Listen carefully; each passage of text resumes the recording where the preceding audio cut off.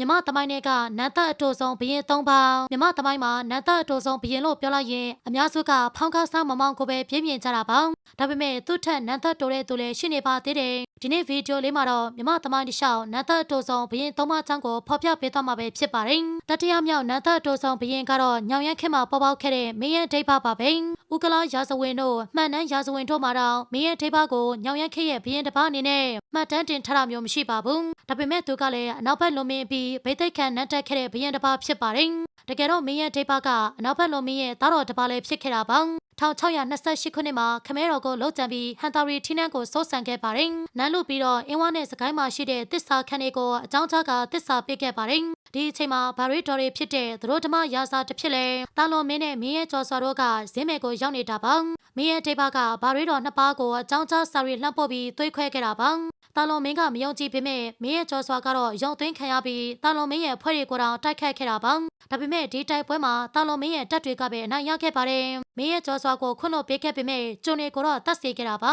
။တာလွန်မင်းအတွက်ကံကောင်းစေတဲ့ချက်ကဟန်တာရီမှာမင်းလှနော်ရထဦးဆောင်တဲ့သစ္စာခံတွေရှိနေတာပါပဲ။သူတို့ကမင်းရဲ့ဒိဗ္ဗကိုဝင်တိုက်ခတ်ပြီးနန်းချခဲ့တာပါ။ပြီးတော့တာလွန်မင်းကိုပင့်ဖိတ်ပြီးထီနန်းလွှဲပေးခဲ့တာပါ။မင်းရဲ့ဒိဗ္ဗရဲ့နန်းသက်ကတော့တစ်နှစ်လောက်ထိရှိပါတယ်။ဒုတိယမြောက်နန်းသက်အတူဆုံးဘရင်ကတော့အများသိကြတဲ့ဖောင်းကားစားမမောင်ပါပဲ။သူကြတော့ဂုံးမောင်ခေတ်မှာဘရင်လောက်ခဲ့တာပါ။ဖောင်းကားရွာစားမမောင်ကလောင်မင်းတရားကြီးရဲ့မြီးတော်ဖြစ်ပြီးနောက်နောက်ကြီးမင်းရဲ့သားတော်လည်းဖြစ်ပါတယ်။အဲ့ဒီတုန်းကတော့စင်ကူးမင်းကထီနန်းကိုအုပ်ချုပ်နေတာပါ။ဒါပေမဲ့စင်ကူးမင်းကခင်ဦးမြို့မှာရှိတဲ့အညာတရားတော်ဖျားကိုဖျားဖို့ထွက်နေတဲ့အချိန်မှာပဲဖောင်းကားစားတယောက်ဆက်ရွတ်ပေါက်ပြီးဘရင်ဖြစ်ချင်လာတာပါ။အဲ့ဒါကြောင့်မင်းမြောက်တန်းစား၅ပါးကိုခက်တီတီနဲ့ဝတ်ပြီးဘရင်တက်လုပ်ခဲ့တာဖြစ်ပါတယ်။အဲ့ဒီတုန်းကနန်းမျိုးတော်မှာဘရင်လည်းမရှိဘရင်စစ်တပ်လည်းမရှိတာကြောင့်ဒီလိုမျိုးလွယ်လွယ်နန်းသိမ့်နိုင်ခဲ့တာပါ။နန်းသိမ့်ပြီးတော့နည်းနည်းလက်လာတဲ့ဖောင်းကားစားလည်းထုံးစံတိုင်းဘေးရင်ရရတွေကိုပဲအောက်ကိုရပါတယ်။သူကိုးကွယ်တဲ့ဘေးရင်ကျွမ်းကျင်တဲ့ဆရာတော်ကိုနန်းတော်ကိုပင့်ပြီးရရတောင်းခံခဲ့ပါတယ်။ဆရာတော်ကလည်းဘေးရင်ထွက်ပြီးအနောက်ရက်ကကိုပင်ကိုခုံမနန်းသက်ရှင်မဲ့ဖြစ်ကြောင်းတွက်ချက်ပေးခဲ့တာပါ။တကယ်တော့အနောက်ဘက်မှနေတဲ့ဗရုံမျိုးစားမင်းသားဦးဝိုင်းကိုတုတ်တင်ဖို့ဝင်းနီးလို့အတိတ်စိမ့်ပေးခဲ့တာပါ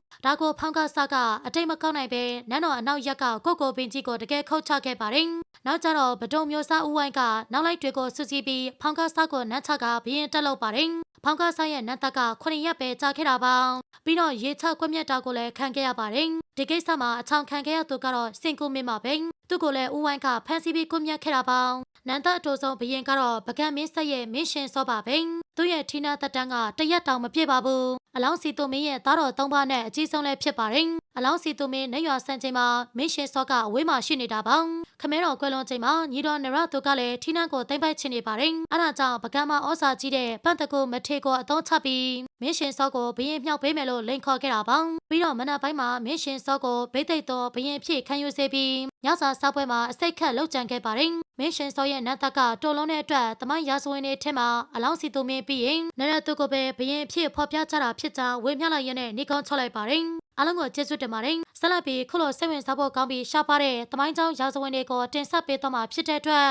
ကျမတို့ရဲ့ page ကို like and follow လေးလုပ်ခဲ့ကြပါဦးနော်။နေ့ရက်တိုင်းအတွက်ပျော်ရွှင်ပါစေ။